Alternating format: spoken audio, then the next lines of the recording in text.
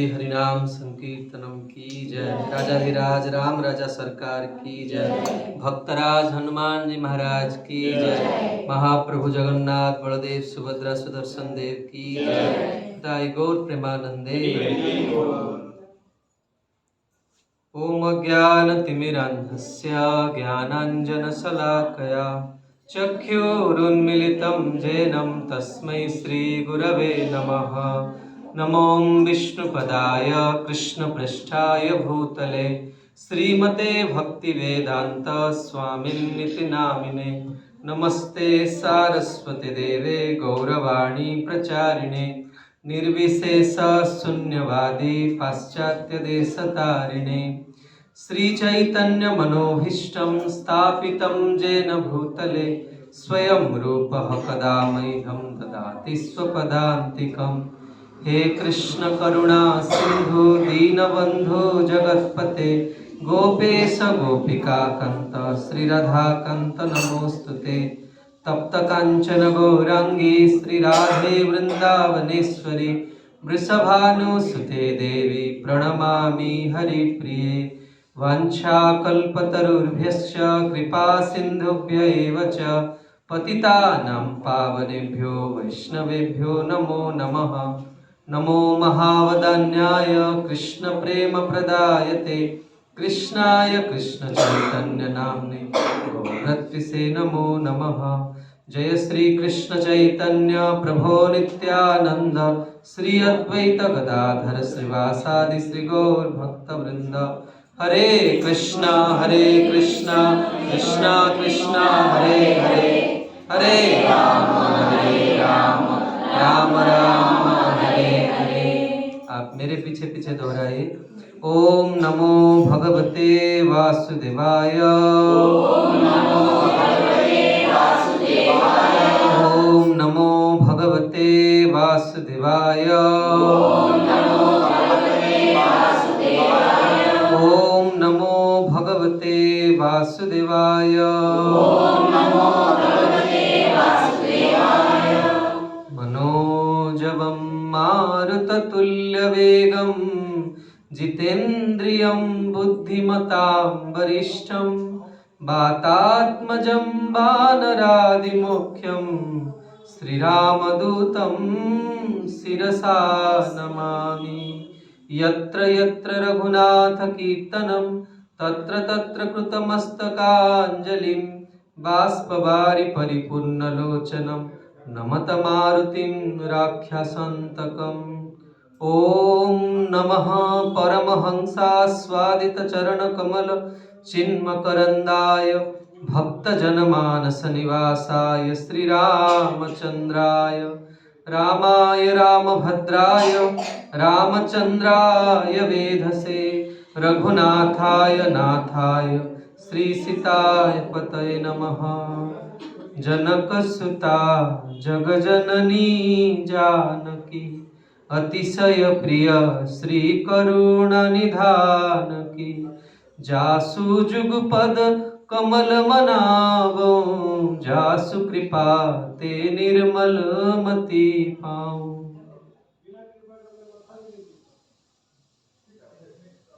हरे कृष्णा। तो बड़े सौभाग्य की बात है कि आज हम यहाँ पे थोड़े समय के लिए ही सही लेकिन हमें भगवान के मंगलमय चरित्र का कथन श्रवण का सौभाग्य प्राप्त हो रहा है। आपके कीर्तन से मुझे लग रहा है कि आप सब सत्संगी हैं, मतलब सत्संग होता है, आप लोग सत्संग में आते हैं। तो आज हम पूरा विश्व जो है भगवान राम जी के सबके मन में भगवान राम आ गए हैं। तो 600 साल के बाद ये जो आशा की लता पूरा होने जा रहा है हमारा, तो प्रभु सबके मन में है। तो मैंने भी सोचा कि हम थोड़ा रामचरित्र के ऊपर अपना मन को लगाएं। हम तो भागवत कथा करें, भागवत में हमारा ज़्यादा ये है, लेकिन अभी हम प्रयास करेंगे क्योंकि राम जी आ रहे हैं। तो देखिए भगवान जो है वो अपने भक्तों के बारे में सुनने के लिए उनके मन में लालसा रहता है। तो राम जी आ रहे हैं और राम जी जो है स्वयं प्रभु है, और प्रभु को पाने के लिए हमें क्या चाहिए? हृदय में भक्ति चाहिए। तो रामचरित्र में भक्ति का चरित्र है माता सबरी का। तो आप लोग प्राय सबरी जी का चरित्र सुने होंगे, लेकिन हम आज एक सबरी जी का भिन्न चरित्र आपके सामने रखेंगे। मैं वाल्मीकि रामायण और दूसरे रामायणों से माता सबरी का चरित्र प्रस्तुत करना चाहूँगा। जिस तरह से हम देखते हैं कि भक्ति के 9 अंग हैं, आप सब जानते हैं। श्रवणम कीर्तनम विष्णु स्मरणम पाद सेवनम अर्चनम वंदनम दास्यम सख्यम आत्मनिवेदनम इति पुंसार्पिता विष्णु भक्तिश्च नवलक्षणम। 9 अंग है। जिस तरह से हम भागवत में सुनते हैं कि नवदा भक्ति के 9 भक्त हैं। हाँ, जैसे श्रवण में जो महाराज परीक्षित है, कीर्तन में सुखदेव गोस्वामी में है, ठीक उसी तरह से रामायण में भी नवदा भक्ति के 9 भक्त हुए हैं।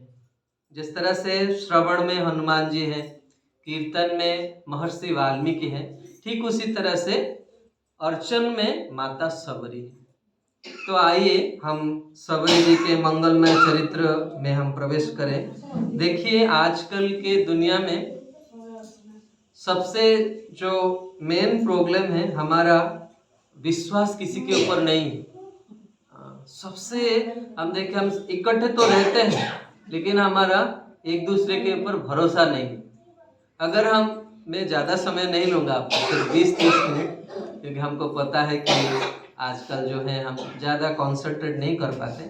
लेकिन भगवत गीता में भगवान कहते हैं स्वल्पम अप्यस्य धर्मस्य त्रायते महद्भयात्। यहाँ सत्संग में अगर थोड़ी देर के लिए भी हम बैठ जाएं, भले ही 5 मिनट के लिए, त्रायते महद्भयात्। और विशेष रूप से जो भगवान के प्राण प्यारे भक्त होते हैं, उनका चरित्र जब हम सुनते हैं तो हमें क्या प्राप्त होगा। हमारा जो चंचल मन है, उस मन में हम सोच नहीं सकते कि भगवान हमको इन रिटर्न क्या दें। क्योंकि हम लोग जो है हमेशा मतलब ऑलवेज हम ये चिंता करते हैं ना मन में, हम इतना अगर टाइम इन्वेस्ट करते हैं तो क्या लाभ होगा। आध्यात्मिक जीवन में हम कभी सोच नहीं सकते, क्योंकि भगवान और भगवान के भक्त जो है हमारे सोच के परे। वेद में कहा गया है कर्तुम अकर्तुम अन्यथा कर्तुम भगवान इति सर्वसमर्थम। जो असंभव को संभव कर सकते हैं और संभव को असंभव कर सकते हैं, वो हमारे प्रभु। तो हम रामचरित्र सुनने जा रहे हैं। तो जैसे हम चर्चा छेड़ रहे थे कि आज के समय में हमारा विश्वास बहुत कम होता जा रहा है।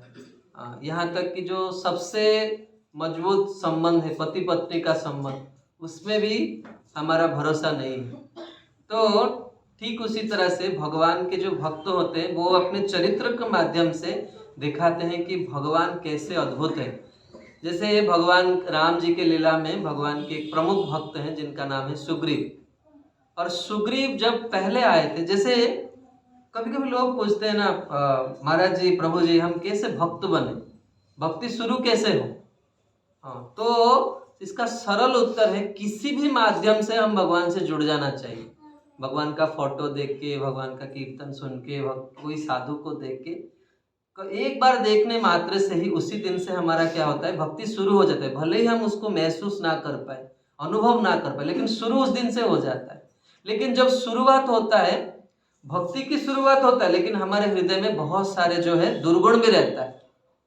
तो भगवान अपने भक्तों के चरित्र के माध्यम से ये सब दिखाते। कभी कभी हमारे मन में ये मतलब चिंता होता है कि मुझ जैसा व्यक्ति क्या भगवान को पा सकेगा, क्या भक्ति कर पाएगा, ऐसा आता है ना मन में। हमारे मन में तो कई सारे मतलब हम बहुत लस्टी हैं, बहुत ग्रीडी हैं, बहुत एनवियस हैं।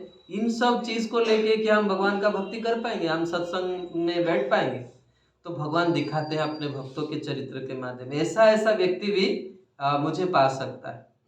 तो सुग्रीव जो है वो भगवान के ऊपर बिल्कुल विश्वास नहीं करते थे, और भगवान छोड़ी वो तो राम जी को अपने जैसा ही मानते थे कि राम जी भी मेरे तरह एक इंसान है, क्योंकि भगवान तो मनुष्य रूप में आए हैं ना, वो थोड़ी ना उनका 4 भुजा है। भगवान राम जी तो हमारे जैसा इंसान है, थोड़ा ज्यादा उनके अंदर बल है, थोड़ा प्रभाव ज्यादा है, लेकिन दिखते तो हमारे जैसा है ना। तो सुग्रीव जी ने हनुमान जी को भेजा, और जब राम जी किष्किंधा के अंदर प्रवेश किए तो सुग्रीव जी ने हनुमान जी को भेजा और कहा कि तुम पहले जाके उनको टेस्ट करो और देखो, अगर वो विश्वास करने के लिए लायक है तो तुम मुझे सिग्नल देना, अगर नहीं है तो तुम मुझे बताना। आप देखिए, सुग्रीव जो है पूरा किष्किंधा के पहाड़ के ऊपर है और राम जी पहाड़ के नीचे है, तो हनुमान जी कैसे सिग्नल देंगे और सुग्रीव जी कैसे सुनेंगे? उस समय तो व्हाट्सएप या ट्विटर वगैरह ये सब नहीं था ना, तो कैसे सिग्नल देंगे? तो सुग्रीव जी ने क्या क्या कहा कि देखो हनुमान, अगर राम जी जो है, अगर राम जी ये दोनों कुमार अगर विश्वास करने हैं तो तुम उनको अपने पीछे बिठाना, तब मैं समझ जाऊंगा, नहीं तो मैं तुरंत यहाँ से भाग जाऊं। तो जैसे हनुमान जी गए राम जी के पास, और हनुमान जी वास्तव में कपट करके गए हैं राम जी के पास, ब्राह्मण का वेश लेकर गए हैं हनुमान जी। देखिए, हम जो हृदय में बहुत सारा मतलब ये गंदगी है, लेकिन हमें जो है ये सोचना नहीं चाहिए कि हमारा क्या होगा, हमें सिर्फ भगवान के पास जाना है। हनुमान जी जैसे गए तो हनुमान जी ब्राह्मण के वेश लेकर गए हैं और प्रभु तो क्षत्रिय के वेश में है अभी, तो क्षत्रिय क्या करना चाहिए? ब्राह्मण को प्रणाम करना चाहिए। लेकिन हनुमान जी ने जब राम जी को देखा तो देखते ही हनुमान जी भगवान के चरण में, क्योंकि शाश्वत राम जी तो प्रभु है ना, और कोई भी जीव क्यों ना हो, जब भगवान को देखता है, भगवान का भगवत्ता के सामने जीव एकदम झुक जाता है, वो कभी भी सिर खड़ा करके नहीं रह पाएगा। तो हनुमान जी एकदम झुक गए। तो राम जी सोचे, भाई तुम कपट करके आए हो तो हम भी थोड़ा तो खेल खेले। राम जी ने पूछा, कैसे ब्राह्मण हो, एक क्षत्रिय कुमार को आप प्रणाम कर रहे हो? तो हनुमान जी जो है राम जी को पूछ रहे हैं, प्रभु आप कौन हैं, आपका परिचय बताए। तो राम जी ने नहीं कहा कि मैं प्रभु हूं, राम जी भी अपने आप को परिचय देते हैं, मैं दशरथ महाराज जी का पुत्र हूं। और राम जी का सौंदर्य, राम जी का जो मतलब राम जी का प्रभाव को देखकर हनुमान जी जो है एकदम गदगद होके मतलब स्तुति करने लगे। तो हनुमान जी के मुखारविंद से एक शब्द जैसे निकला, तो राम जी लक्ष्मण जी को कह रहे हैं कि देखो लक्ष्मण, ये जो व्यक्ति हैं ये वेदों के ज्ञाता है।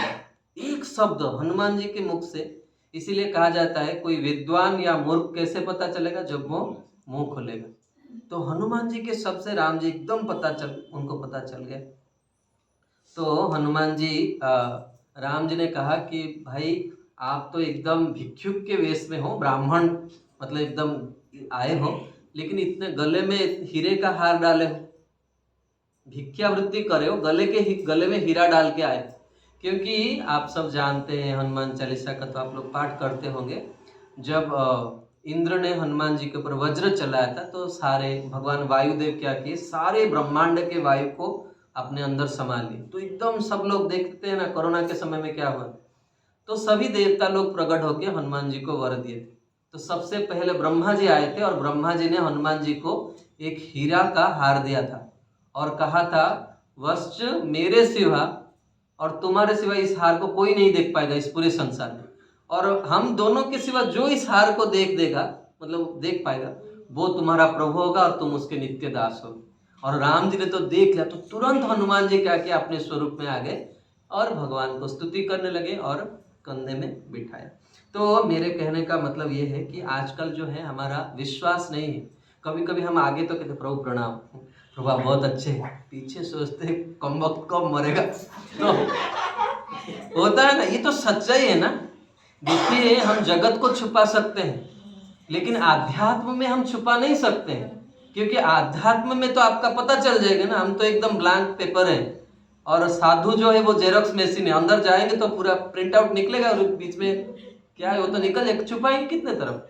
तो आध्यात्म जीवन में कितना गंदा से गंदा भाव हो, हमें जो है उस भाव को लेके जाना चाहिए भगवान के पास। जैसे आप सूरदास जी थे, सूरदास जी बहुत सुंदर भजन गाते थे, तो सब लोग बड़ा प्रभाव था उनका। जब वल्लभाचार्य आए और उन्होंने कहा कि हमने सुना सूरदास जी आप बहुत अच्छा भजन गाते हैं, तो आप कुछ सुनाएं। तो सूरदास जी ने क्या कहा, पहला भजन गुरु के सामने, मौसम कौन कुटिल खल कामी, जिन तनु दिए उन्हें विसरइयो, ऐसो नमक हरामी।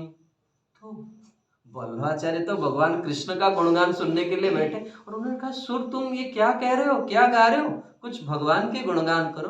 तो उन्होंने कहा कि हे गुरुवर, जो अंदर है वही बाहर निकला है, आपके सामने क्या छुपाना। एक कहावत है, पत्नी अपने पति से कहता है कि भाई तुम्हारे सामने मैं क्या छुपाऊं, तुम तो सब जानते हो ना। ठीक उसी तरह से प्रभु हमारे अपने हैं, साधु अपने हैं, उनके सामने क्या छुपाना। छुपाया तो जगत के सामने जाता है ना, दिखावा तो जगत के सामने, तो प्रभु के सामने क्या छल करना। तो मेरा ये कहने का भाव था कि क्योंकि सुग्रीव के मन में ये भय था कि सुग्रीव का तो एक पहला बात है कि वो भगवान के प्रति विश्वास नहीं था, और उनके मन में भय था कि ये विश्वास के पात्र है कि नहीं, कौन, राम जी। क्योंकि अगर विश्वास के पात्र नहीं है तो आप पीछे रख लेना, विश्वास का पात्र है तो, क्योंकि बाली जो है वो किसी भी तरफ से भी आक्रमण कर सकता है। देखिए जो वीर है वो तो आगे का सामना कर सकता है, लेकिन पीछे से कोई वार करेगा तो कैसे पता चले। और आजकल लोग जो क्या करते हैं, पीछे से वार करते हैं ना, आगे तो सब वाह वाह करेंगे, पीछे से तो एकदम खतरनाक। और प्रभु क्या करते हैं और साधु क्या करते हैं, हमको सिर्फ आगे पीछे नहीं, हर तरह से भगवान जो है सुरक्षा देते हैं। तो आइए हम इस विश्वास और भक्ति का ये भाव लेके माता सवरी के चरित्र में, मंगलमय चरित्र में प्रवेश करते हैं। आप सब जानते हैं अरण्य कांड में जब माता सवरी का प्रसंग शुरू होता है, गोस्वामी जी बड़े ही मर्मस्पर्शी शब्द लिखते हैं। गोस्वामी जी लिखते हैं, सरसिज लोचन बाहु विशाला, जटा मुकुट सिर वनमाला, श्याम गौर सुंदर दो भाई, सबरी परी चरण लपटाई।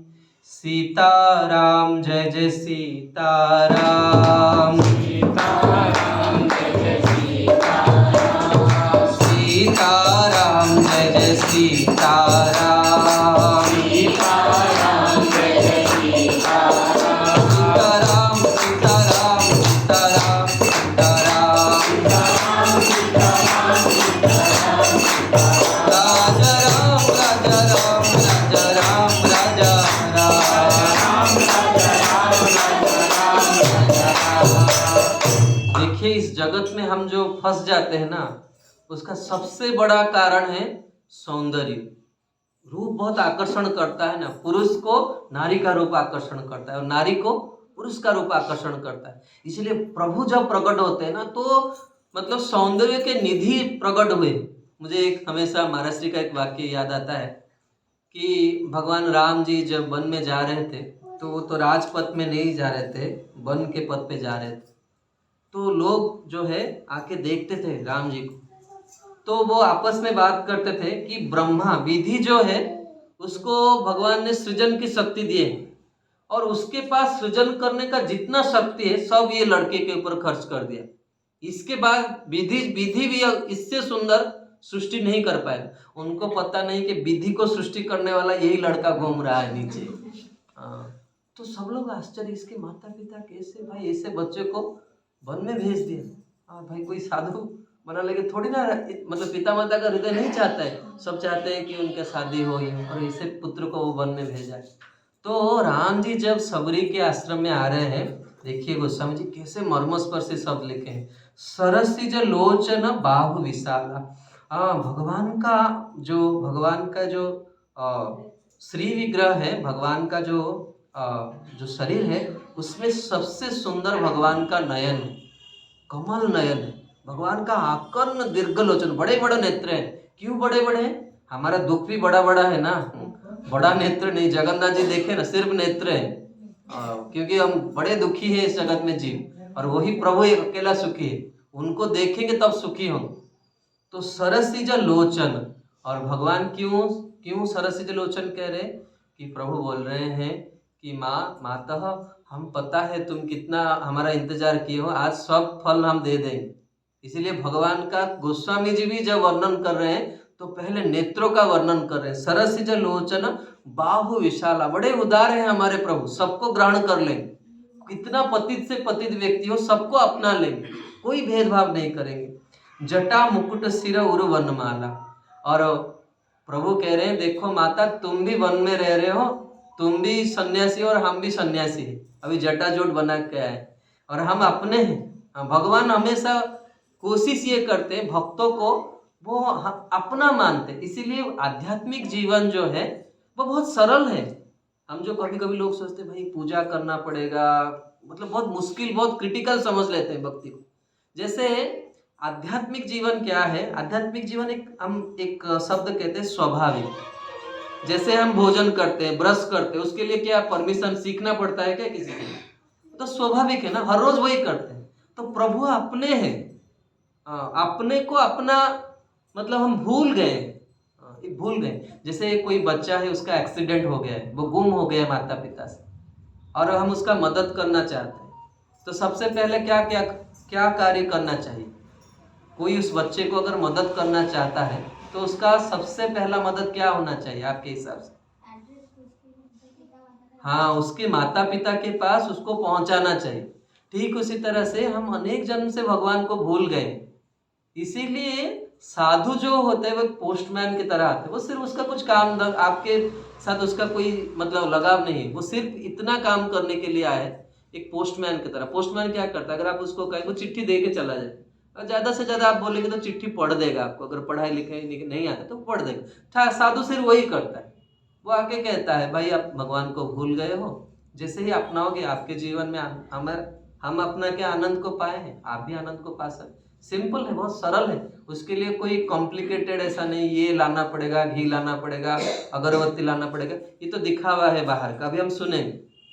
लेकिन राम जी क्या चाहते हैं, भगवान क्या चाहते हैं हमसे? तो श्याम गौर सुंदर दो भाई, सबरी परिचरण लपटाई।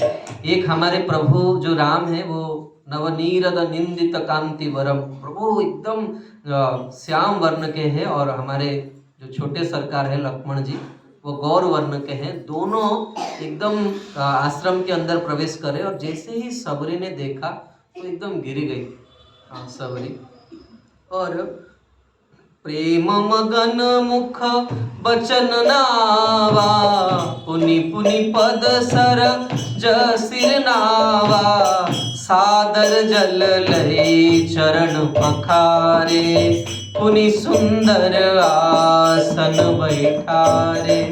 सीताराम जय जय सीताराम, सीताराम जय जय सीताराम, सीताराम जय जय सीताराम, सीताराम सीताराम सीताराम सीताराम, सीताराम सीताराम सीताराम, राजा राम राजा राम राजा राम राजा राम।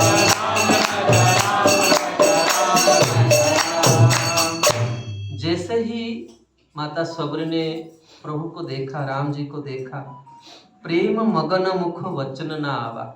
देखिए सबरी जी का जो चरित्र है उसको एक शब्द में कहा जाए तो गुरु के प्रति विश्वास का चरित्र है माता सबरी का चरित्र।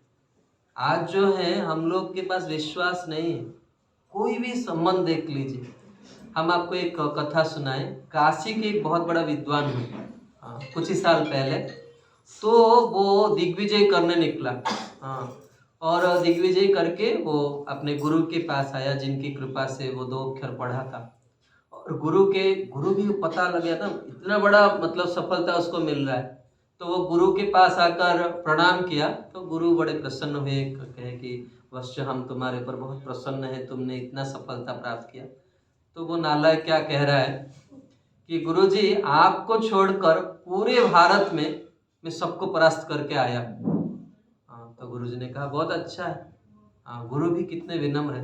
तो वो कहता है कि मैं अपना स्वभाव की वजह से आपको परास्त नहीं कर रहा हूँ, नहीं तो आप तो वही मतलब आपको भी मैं पीछे मतलब वो क्या सोचता है, कभी आध्यात्मिक जीवन में शुरुआत में लोग आके आपको प्रणाम करें, ये जो है बहुत ही क्या कहेंगे, बहुत ही हीन स्वभाव वाले जो लोग हैं, जिनके जीवन में दुख ही दुख आने वाला है, उनका लक्षण। पहले आके बड़ा प्रणाम करेंगे, बोले प्रभु आप बहुत महान है, हमने आपसे बहुत कुछ सीखा है। जब थोड़ा सफलता मिल जाता है तो लोग समझते हैं कि हम गुरु से भी ऊपर हो, हमारा गुरु भी हमें उस समय समझ नहीं था, भाई ऐसा गुरु को क्यों चुन लिया। लोग ऐसा भी सोचते, इतने मतलब गिरे हुए लोग हैं। तो जैसे हम देखते हैं कि दुनिया इस तरह से भरा है, हम देखते हैं रावण भी उस कैटेगरी का है। देखते हैं ना, आज भी कोई भी शिव जी के पास जाता है, वो रावण का स्तोत्र, शिव तांडव स्तोत्र गाता है। और रावण कैसा है, रावण को एक बार किसी ने रावण को पूछा, भाई आपने कैलाश पर्वत को क्यों उठाया। कभी कभी हम सुनते हैं ना ऐसा कि रावण जो है स्वर्ग के लिए सीढ़ी बांधना चाहता, तो उनको पूछा गया एक सभा, भाई आप इतने बड़े व्यक्तित्व है, इतने विद्वान है, आप कैलाश को क्यों उठा रहे। उसने कहा कि भाई कैलाश तो आपने प्रभु इष्ट शिव जी का भक्त था, तो कैलाश पर्वत क्यों उठा रहे हो।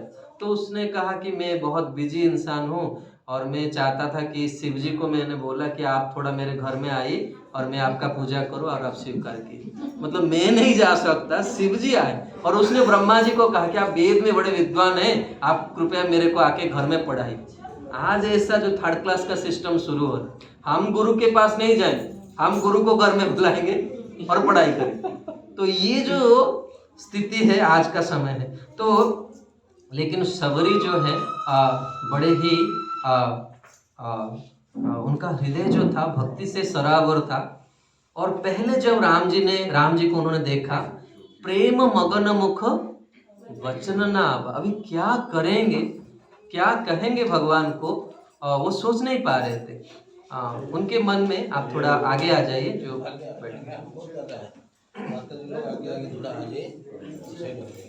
माताएं भी थोड़ा आगे आ सकती हैं।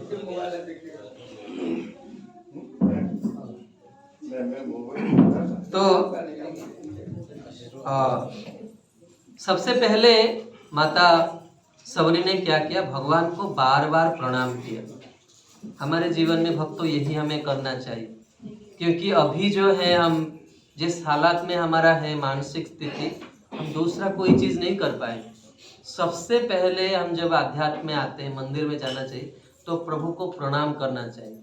हाँ, और यही एक चीज़ है, हम किसी भी हालात में, हम चाहे हॉस्पिटल में भी क्यों ना हो, हम भगवान को प्रणाम कर सकते हैं। और भागवत में कहा गया है, प्रणाम दुख समनम तम नमामि हरिम परम। प्रणाम जो है भगवान को, एक प्रणाम जो है, हम देखिए हमारा स्थिति क्या है, हमें शास्त्र के ऊपर विश्वास करना चाहिए। ठीक है, आप साधु के ऊपर भी विश्वास ना करें, साधु कभी कभी साधु के द्वारा भी, लेकिन शास्त्र एकदम माँ की तरह है। शास्त्र जो कहता है वो निरपेक्ष है, सबके प्रति किस तरह से अति सरलता पूर्वक, सहज से सहज माध्यम से कोई व्यक्ति जीवन में सुख और आनंद की प्राप्ति कर सकता है, वो शास्त्र कहता है। तो माता सबरी ने क्या किया, भगवान को बार बार प्रणाम किया। सादर जल लई चरण पखारे, पुनि सुंदर आसन बैठारे। देखिए ये जो पद है, आप एकदम सबरी जी का जो चरित्र है देखिए, कितना पूरे जंगल में एक अकेली औरत है और पूरे सभी सन्यासी साधु लोग के बीच रह रही है एक औरत, और उसका जन्म बहुत नीच कुल में जन्म हुआ था, विलनी कुल में उनकी पैदा हुआ था। और सब लोग उनको घृणा दृष्टि में देखते थे। मैं थोड़ा बाद में एक भिन्न चरित्र में जाऊंगा, किस तरह से माता सबरी का प्रभाव था। तो सबरी का सौंदर्य जो है हमारे आचार्य लोग वर्णन किए कि सबरी जंगल में जो थी, एकदम तपमय शरीर था उसका। क्योंकि जब व्यक्ति घर छोड़ता है, वो प्रभु को पाने के लिए मतलब जाता है, उसका शरीर भी तपोमय होना चाहिए। और शरीर में एकदम दिखने में काली थी, शरीर मतलब क्षीण शरीर था, लेकिन फिर भी हमारे आचार्य लोग कह रहे हैं कि सबरी बड़ी सुंदर दिखती थी। हाँ, आप लोग को ये सब सुन के थोड़ा मन में चिंतन आ गया हो। इस तरह से क्यों वर्णन किया गया? जंगल में रहने वाली को सुंदर क्यों कहा है? क्योंकि सौंदर्य जो है, रस जो है, वो 3 तरह का होता है। एक रस आप सबको पता है, क्योंकि हम उस रस में हैं, हम उस रस को चाहते हैं। वो रस क्या है? विषय का रस। हमें अच्छा लगता है कि नहीं? कभी मतलब अच्छा खाना, अच्छा पहना, ये सब चीज हमको अच्छा लगता है। दूसरा एक रस है जिसको कहा जाता है ब्रह्म रस। ब्रह्म रस मतलब जो एकदम पूरा संसार को त्याग कर हिमालय चले जाते हैं। हाँ, उसमें क्या होता है? विषय रस में कितना भी मिले हम तृप्ति नहीं होता है। हम कितना सुबह एकदम अच्छा से बहुत मतलब फिश प्रसाद पा ली, अच्छा एकदम पकोड़ा, फ्राइड राइस, जो भी आपको अच्छा लगता है, गुलाब जामुन सब खा ली, लेकिन शाम को फिर भूख लगे, शाम को भी इच्छा हो कुछ अच्छा हो जाए। हाँ, कितना भी हम खा ले, कितना अच्छा पहन ले, फिर भी कोई अच्छा देख लेते हैं। तो विषय रस में क्या होता है? तृप्ति नहीं होता है। और ब्रह्म रस में क्या होता है? एकदम व्यक्ति मन शांत हो जाए। उसके बीच में एक रस है जो हमें बड़ा जरूरत है। वो रस क्या है? भक्ति का रस। भक्ति के रस में हमने एक रस के बारे में सुना जो है कंप्लीटली इनसेटिस्फाइड, कभी तृप्ति नहीं मिलता है। और एक रस है पूर्ण तृप्ति, फुल्ली सेटिस्फाइड। बीच वाला हमें चाहिए, सेटिस्फाइड भी, अनसेटिस्फाइड भी। मैं आपको एक प्रश्न करता हूँ। कोई गर्मी का समय है, एक व्यक्ति तृषार्त है, उसको बहुत प्यास लग रहा है, तो उसको हम कैसे मदद कर सकते हैं? कितना पानी देंगे? हमारे घर में कोई आता है तो पहले कितना पानी ऑफर करते हैं उसको? 1 गिलास ऑफर करते हैं। तो जैसे तृषार्त व्यक्ति के लिए क्या, अगर मछली के बारे में सोचा जाए, मछली को 1 गिलास पानी सफिशिएंट है? नहीं। उसको एक तालाब का पानी सफिशिएंट है? नहीं। एक सरोवर का पानी, एक नदी? हाँ, तो ठीक उसी तरह से आध्यात्मिक जीवन जो है, हमें जो है ज्यादा, जितना ज्यादा मिलेगा, हाँ, हम कभी तृप्त नहीं होंगे। स्पिरिचुअल लाइफ जो है, यहाँ पे सब लोग एक दूसरे से सीखते हैं। समझ रहे हैं क्या कहने का भाव है? हम सबरी जी का चरित्र सुने। स्पिरिचुअल लाइफ में क्या होता है? वास्तव में इसी जीवन में रह के, घर संसार में रह के हम अपना जीवन को किस तरह से सफल कर पाते हैं, वो रहस्य हमारे वैदिक ग्रंथों में दिया है। इसीलिए हमें भक्त बनना चाहिए। घर में रह के, घर को छोड़ने हिमालय जाने का जरूरत नहीं, घर में रहकर जीवन को किस तरह से सफल बनाना है, वो माता सबरी अभी सिखाएंगे। तो सबरी ने भगवान के पहले चरण प्रक्षालन किया और उनको सुंदर आसन दिया बिठाने के लिए। उसके बाद भगवान आकर बैठ गए और माता सबरी जो है, मैंने आपको निवेदन किया कि माता सबरी बहुत सुंदर दिखती थी। तो सौंदर्य जो है वो 2 तरह का होता है, एक है बाह्य सौंदर्य और दूसरा है अंतः सौंदर्य। देखिए, जो बाह्य सौंदर्य है वो क्या करता है? हमारे मन को विचलित करता है। मैं कहता हूँ, वाल्मीकि रामायण में वर्णन है कि जब हनुमान जी लंका में पहुंच गए तो रावण के महल में जब घुसे तो देखे कि रावण के महल में कोई मतलब अनेक प्रकोष्ठ है उसके मतलब भवन में, और हर भवन में कई सारी नारियां हैं, और सब प्रांत से नारियां हैं, उड़ीसा से, बंगाल से, सब जगह से नारी है। और हनुमान जी ठहरे ब्रह्मचारी, और उस समय तो कुछ था नहीं कि पहले फोटो देख के जाके ढूंढे।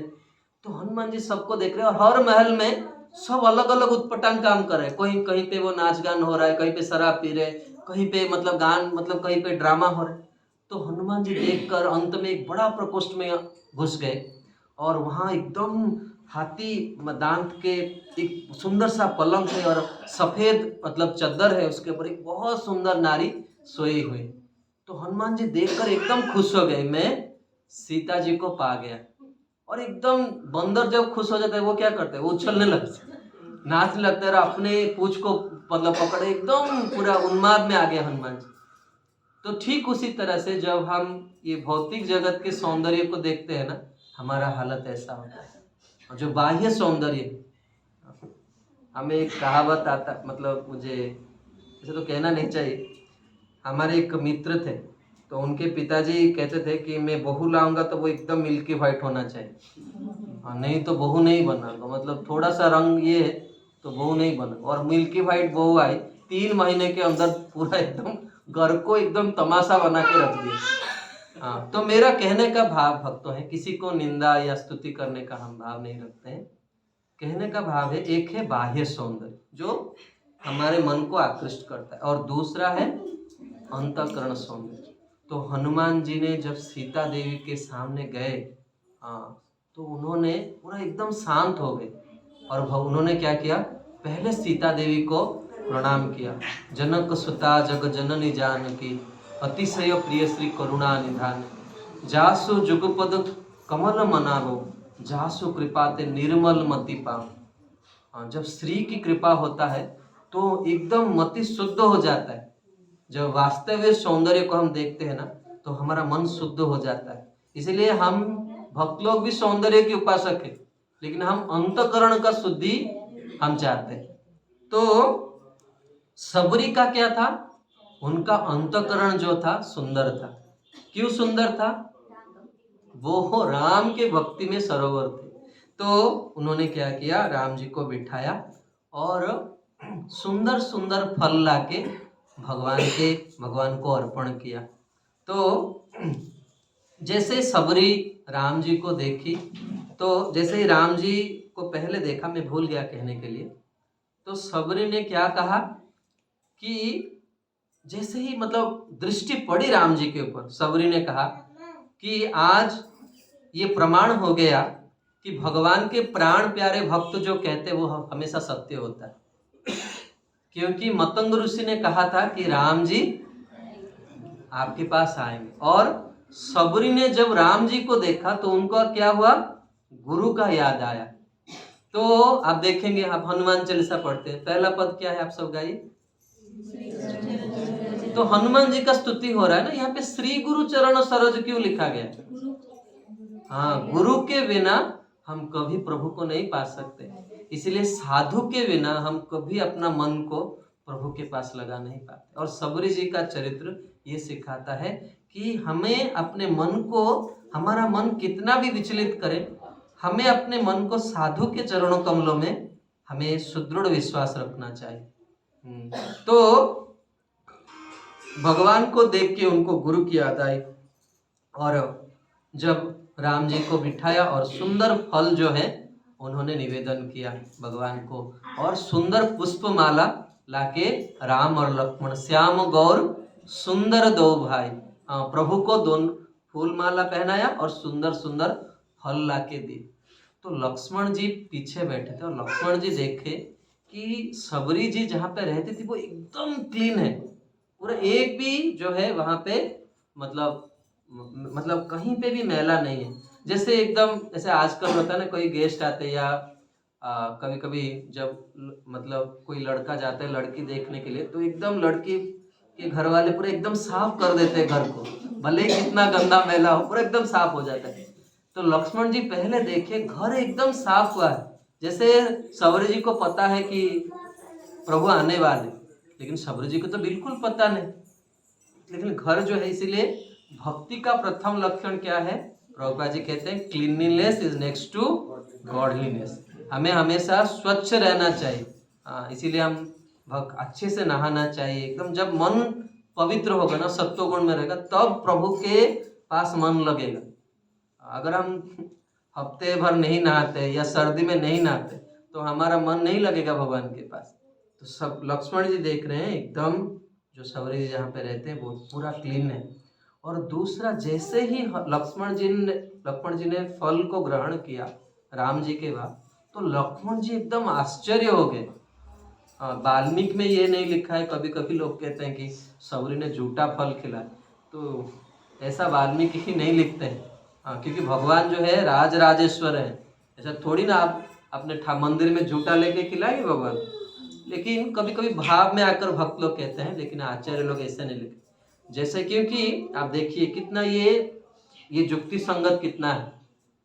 जो लोग रहते हैं ना, जो लोग खेती बाड़ी करते हैं, उनको पता लग जाता है, देखकर पता लग जाता है फल को, ये फल अच्छा है, ये फल मीठा है, ये खट्टा है, देखकर पता लगे। और सबरी तो कई सालों से जंगल में रह रहे, उसको ये पता नहीं कौन सा मीठा है कौन सा खट्टा है। तो वाल्मीकि की, जो महर्षि वाल्मीकि ने लिखा है कि फल जैसे लक्ष्मण जी ने ग्रहण किया, तो लक्ष्मण जी जैसे ही ग्रहण किए तो तुरंत ही सबरी जी को तरफ देखने लगे।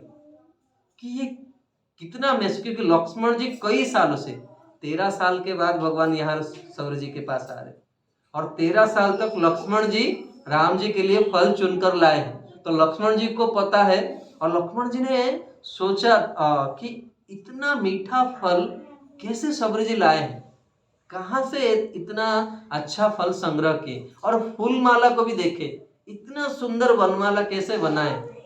तो लक्ष्मण जी एकदम खुश हो गए। फिर लक्ष्मण जी ने प्रभु के ऊपर देखा, और राम जी क्या कर रहे हैं, जैसा ऐसा लक्ष्मण जी सोच रहे हैं कि जैसे 13 साल तक राम जी कभी भोजन ही नहीं किए, बहुत पा रहे हैं एकदम। और कैसे पा रहे हैं, ऐसा नहीं कि जो भूखा व्यक्ति है पूरा एकदम खा रहा है। राम जी एक एक फल को जैसे आस्वादन कर रहे हैं।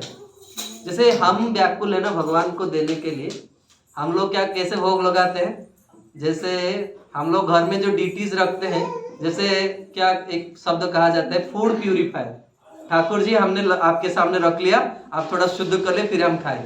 लेकिन सबरी जी क्या करते हैं, तो भगवान के पास भी खूब समय है, कोई बिजी शेड्यूल नहीं कि अभी जाना है ऑफिस जाना है, कहीं भगवान भी एकदम टाइम लेके आए, और माँ के पास तो टाइम ही टाइम। तो भगवान एकदम खा रहे हैं, लक्ष्मण जी देख रहे हैं कि मैंने तो कितना खिलाया प्रभु जी को, लेकिन आज ऐसे भोजन करे जैसे कई सालों से भोजन ही नहीं किए। भगवान खूब पा रहे हैं। तो राम जी ने सबसे पहले 4 शब्द कहा माता सबरी को। उन्होंने कहा कि जो आध्यात्म के जीवन में किसी साधक के लिए बहुत जरूरी है, ये 4 चीज अगर हमारे हृदय में आ जाए, हमारे व्यक्तित्व में आ जाए, तो हम बहुत जल्दी प्रभु को और वैष्णव को प्रसन्न कर सकते हैं। राम जी ने कहा कि चारु भाषिणी। चारु भाषिणी का मतलब क्या है, बड़े मधुर बोलते हैं। हाँ, भक्तों का व्यवहार जो है बड़ा सुंदर होना चाहिए। हाँ, तो ऐसा कहा गया है, चाणक्य पंडित कहते हैं, वचने का दरिद्रता। हम शब्द, हम किसी को धन नहीं दे सकते, लेकिन मधुर वाणी तो कह सकते हैं ना। तो यहाँ पे राम जी कहते हैं कि चारु भाषिणी, उसके बाद कहते हैं तपस्वी। जीवन में प्रभु को पाने के लिए हमारे कुछ तप करना चाहिए। जैसे हम देखते हैं ना, हम परिवार में सुखी क्यों रहते हैं, पिता अपना सुख का सैक्रिफाइस करता है, वो जाके मेहनत करता है तब पैसा घर में आता है।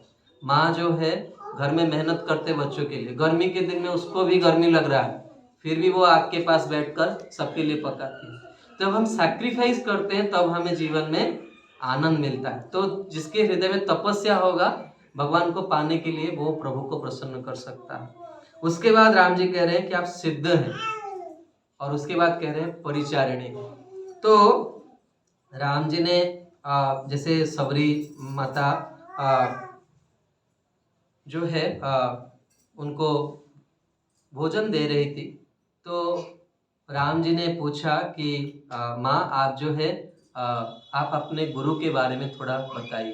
क्योंकि सबरी जी ने जब राम जी को देखा तो उनके मन में क्या आया था, गुरु। आप घर में कितने लोग हैं जो ठाकुर जी का सेवा करते हैं, हाथ उठाइए। घर में ठाकुर जी का सेवा होता है। हाँ, तो वास्तव में आज हम सुनेंगे कि हमें ठाकुर जी का सेवा करने से क्या मिले। हाँ, ऐसा कहा जाता है, आप सब जानते हैं क्योंकि आप लोग सत्संग करते हैं, भगवान किसी जीव के ऊपर अगर प्रसन्न होते हैं तो उसको एक सच्चे साधु से मिलाते हैं।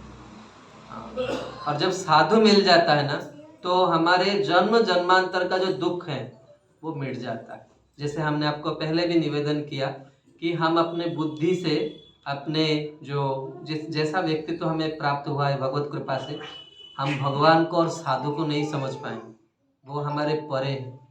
तो यहाँ जब भगवान स्वयं पूछ रहे हैं माता सबरी को, गुरु के बारे में पूछे, तो आप सोचिए माता सबरी को कितना प्रसन्नता हुआ होगा।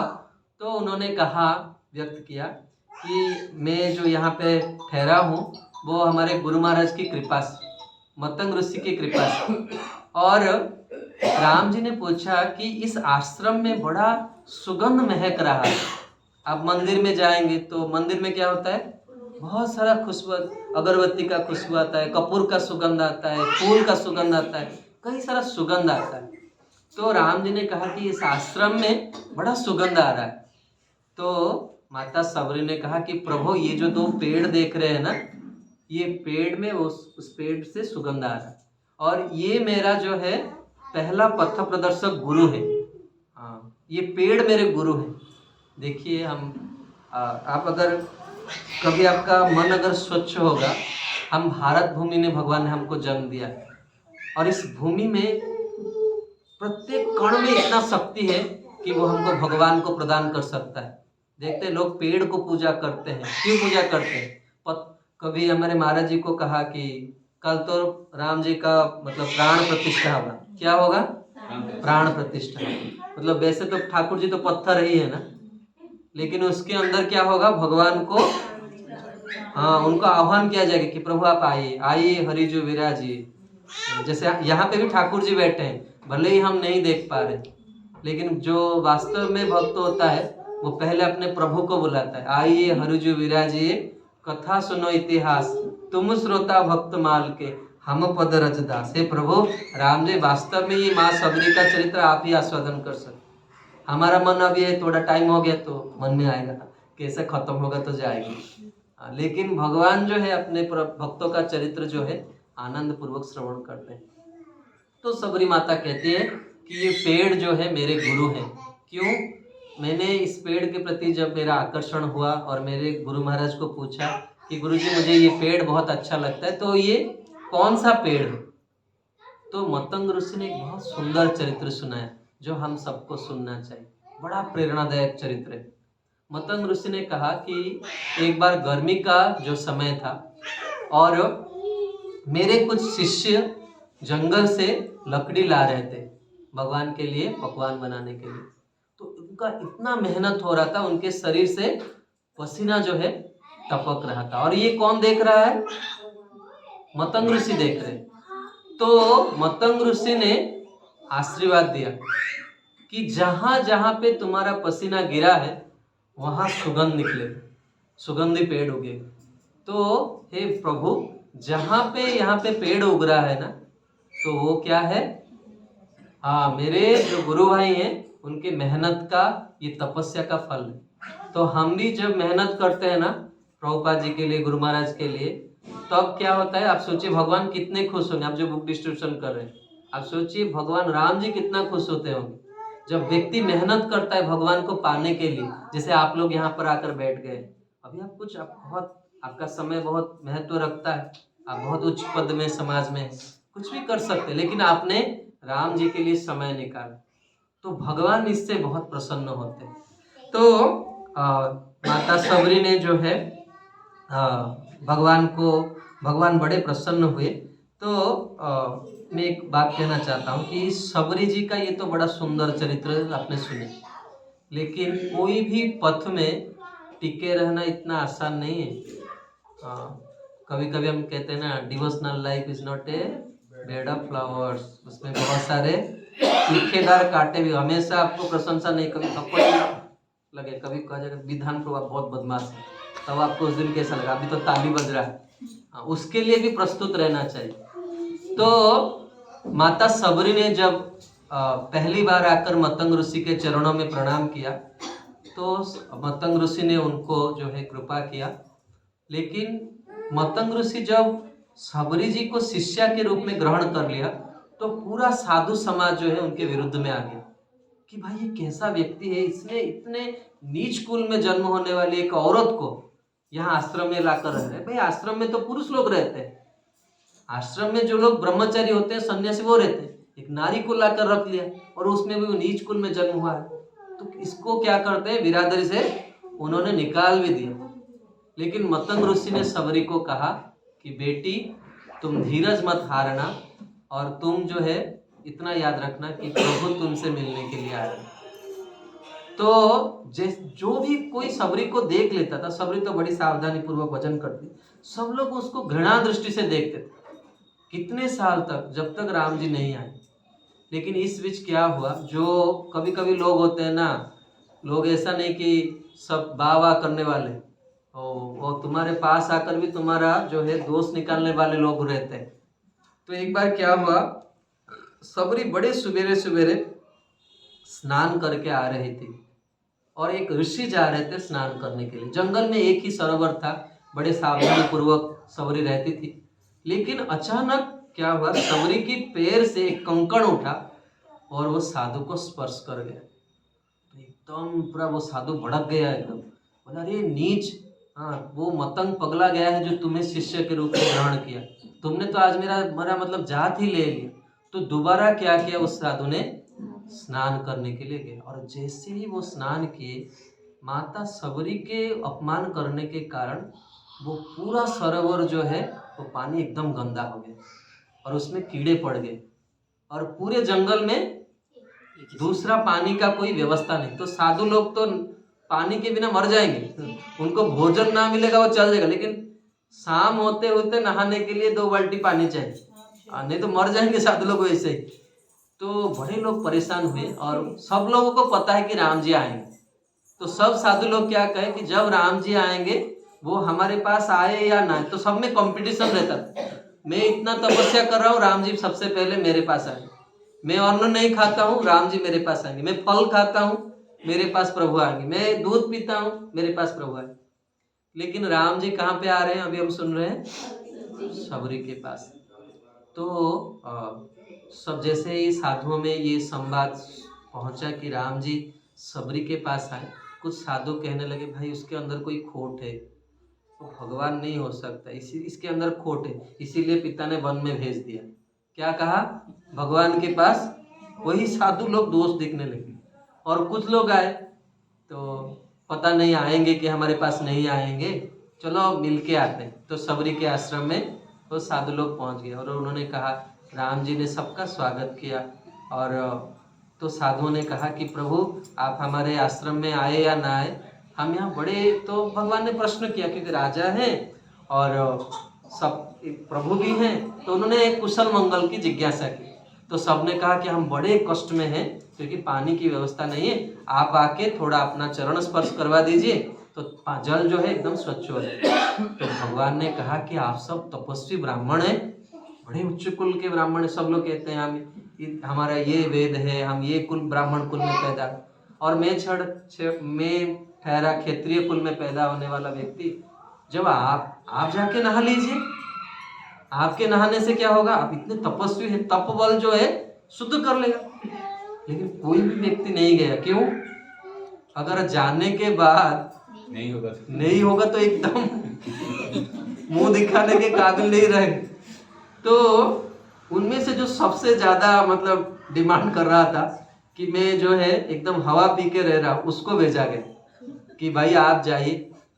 तो वो गया नहाने के लिए, तो वो आने के बाद पानी में कीड़े पड़ गए, और कीड़े जो है बढ़ गए। तो एकदम सब लोग करे भाई ये क्या एकदम दिखावा कर रहा था, अरे तो एकदम 2 टके का आदमी, चल पीछे चल, सब लोग उसको पीछे भागे। तो सबने कहा कि प्रभु हमारे द्वारा संभव नहीं है, आप जाइए। तो भगवान जब गए तो कीड़े क्या हो गए, मोटे हो गए एकदम। तो फिर से क्या कहा वो साधु लोग, बोले भाई ये तो भगवान बिल्कुल नहीं है, ये तो प्रमाण हो गया। अरे भगवान होता तो जल शुद्ध हो जाता। अब भगवान देखिए, भगवान का चरण कमल से निकला हुआ गंगा निकलती है, और अगर ये भगवान होता तो जल शुद्ध हो जाता। ये भाई नौटंकी, सच में कोई कहा ये भगवान है इसीलिए जंगल में घूम रहा है। लेकिन उनमें से कुछ लोग हैं, फिर भी उन्होंने कहा कि प्रभु आप कुछ व्यवस्था कीजिए। तो भगवान ने कहा कि देखिए, ऊंचे कुल में जन्म होना बड़ा जो है सौभाग्य की बात है कि हम ब्राह्मण कुल में जन्म है, हमें भगवान ने इतना सुविधा दिया है, लेकिन उसमें अहंकार करना ये अच्छी बात नहीं है। आप लोगों का माता सबरी के पास अपराध हुआ है, इसी कारण उन्होंने, भगवान ने पूरा चरित्र कहा कि किस तरह से आपने उनका अपमान किया। तो जब सबरी जल को स्पर्श करेगी जल शुद्ध हो जाए। जब माता सबरी ने ये बात सुना तो वो तो भाग गई। अरे इतने साधुओं के बीच भगवान कह रहे हैं एक नारी को कि वो अगर स्पर्श करेगी तो जो साधु लोग हैं वो क्या सोचेंगे, उनका तो नाक कट जाएगा। तो वो तो भाग गए एकदम, क्योंकि भक्त कभी प्रशंसा लेना नहीं चाहता है। हमारे अंदर भक्ति नहीं है, हम एकदम हम तो कहते हैं एकदम पूरा गए गुजरे हैं। हाँ, जिसके हृदय में सम्मान पाने का इच्छा है वो सब गया पूरा एकदम आध्यात्मिक जीवन। तो भगवान ने, सबने पूछा कि प्रभु माँ तो वो तो भाग गई, अब क्या करें। तो भगवान एक सुंदर जो है माध्यम दिया। उन्होंने कहा कि सबरी जहाँ खड़ी थी वहाँ का रज लाके उस सरोवर में डाल दीजिए। और जैसे ही माता सबरी का चरण रज उसमें सरोवर में डाला गया तो पूरा सरोवर एकदम सिर्फ स्वच्छ नहीं हुआ, उस जल से सुगंध आने लगा। तो इसीलिए हमारे आचार्य लोग कहते हैं कि भक्ति करने से, कभी कभी बहुत सारे लोग कहते हैं हम उच्च कुल में जन्म नहीं है, या फिर कई सारे माताएं मुझे कहते हैं हम नारी शरीर में है इसीलिए आप जैसा भक्ति नहीं कर पा रहे। आप लोग जाके, होता है ना, पुरुष शरीर में हम जाके गुरु जी के साथ बातचीत कर सकते, नारी शरीर में थोड़ा संकोच रहता है। लेकिन मुख्य विषय है हमारे क्या है, भक्ति हमारे हृदय में आना चाहिए। भक्ति होगा तो राम जी खुद ब खुद आएंगे, गुरु खुद ब खुद आएंगे। तो ये प्रसंग है। तो अंत में भगवान ने उनको, आप सब जानते हैं रामचरितमानस में लिखा गया है, देखिए सबरी जी का भाव। अधम ते अधम अति नारी, तिनि मह में मति मंद अघारी। कह रघुपति सुनो भामिनी बाता, मानऊ एक भगति करनाता। श्री राम जय राम जय जय राम, श्री राम बोलो श्री राम जय राम जय जय राम। गाइए सीताराम जय जय सीताराम,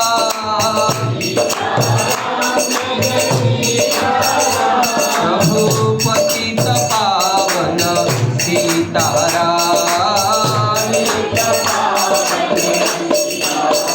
सीताराम सीताराम सीताराम सीताराम, राजा राम राजा राम राजा राम राजा राम।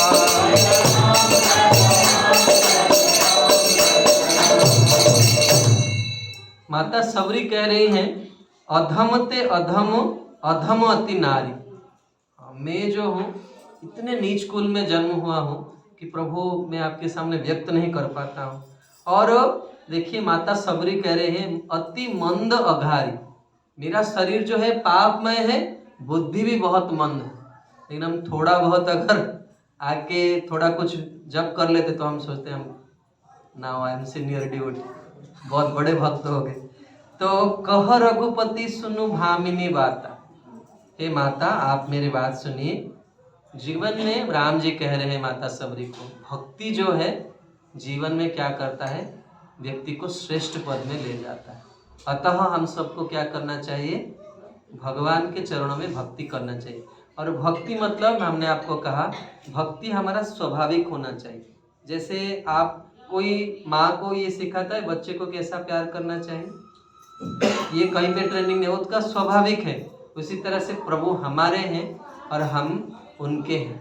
बस किसी साधु के पास जब हम सुन लेते हैं, ऐसा चरित्र सुन लेते हैं, तो हमारे मन स्वाभाविक आ जाए, भगवान अपने आप अपना संबंध बना लेंगे। वो जब हृदय में आ जाएंगे ना तो एकदम स्वच्छ कर लेंगे। तो हमारे प्रभु जो है रात को आए थे, भगवान कृष्ण जो है रात को आए थे, तो भक्त कहते हैं प्रभु आपको अंधेरा बहुत प्यारा है और मेरा हृदय बड़ा बड़ा घनघोर काला हृदय है, अंधकार है, आप इस हृदय में आइए, स्वागतम कृष्ण। हम राम जी को स्वागत करते, प्रभु आप हृदय में आइए, हे हृदय विहारी प्रभु आप आके यहाँ जब विराजमान हो जाएंगे ना, तो हम एक बात आपको निवेदन करें कि वेद में उपनिषद में कई सारे निरुक्तियाँ हैं, वहाँ पे एक विशेष जो है तत्व है कि ये जगत जो है, इस जगत को एक सिद्धांत के ऊपर जो है भगवान ने निर्माण किया है। वो सिद्धांत क्या है, यहाँ पे जो सर्वोच्च व्यक्ति है, सर्वोच्च व्यक्ति मतलब धन में, पद में, किसी भी विशेष में जो धनी है या श्रेष्ठ है, और सबसे नीचा व्यक्ति जिसके पास एक वक्त का भोजन भी नहीं मिलता है, बड़ा दरिद्रमय है, इन दोनों के बीच एक चीज मतलब कॉमन है, समान है एक चीज, वो क्या है, वो सब दुखी होंगे।